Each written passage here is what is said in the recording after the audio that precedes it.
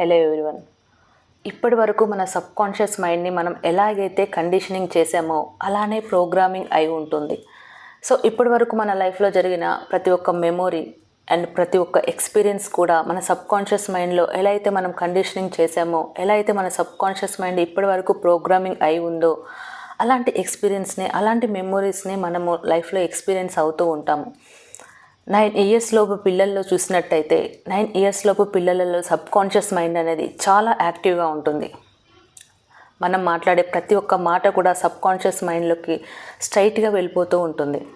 మనం పిల్లలతో ఇది నీ వల్ల కాదు, you are not worthy, you are not good enough, ఈ పని నువ్వు చేయలేవు, ఈ పని చేయడం నీ ఒక్కడి వల్ల అయ్యే పని కాదు, సో మీ అక్కయ్య చూడు ఎంత బాగా చేస్తుందో, మీ అన్నయ్య చూడు ఎంత బాగా ఉన్నాడు.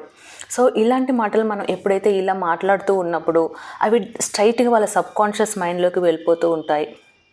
అప్పుడు వాళ్ళు ఈ విధంగా ఫీల్ అవ్వడం అనేది ఎక్కువగా జరుగుతూ ఉంటుంది. ఈ పని చేయడం నా వల్ల కాదు, I'm not good enough, I'm not valuable, I'm not worthy, ఇది నేను చేయలేను. సో ఈ విధంగా వాళ్ళ మైండ్ అనేది కండిషనింగ్ అయిపోయి ఉంటుంది.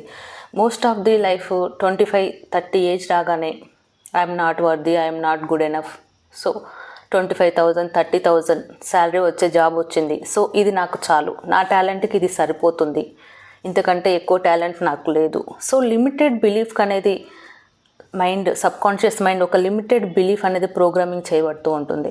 సో కాన్షియస్గా మన పిల్లలతో ఎలాంటి మాటలు మాట్లాడుతున్నాము, వాళ్ళ దగ్గర వాళ్ళ సెల్ఫ్ పట్ల మనం ఎలాంటి మాటలు మాట్లాడుతున్నాము అనేది కాన్షియస్గా మనము యాజ్ ఎ పేరెంట్గా అవేర్నెస్లో ఉండడం అనేది చాలా ఇంపార్టెంట్.